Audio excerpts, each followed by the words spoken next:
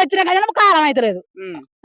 వర్షాలు పడతలేవు. రేవంత్ రెడ్డి వచ్చిన కాలం పడతలేవు. అంటే ఈ టైం కి రైతు బంధు పడేది, వర్షాలు పడేది, అన్ని వచ్చేది కానీ ఈ వరకు మాకు మత్తడే పడేది.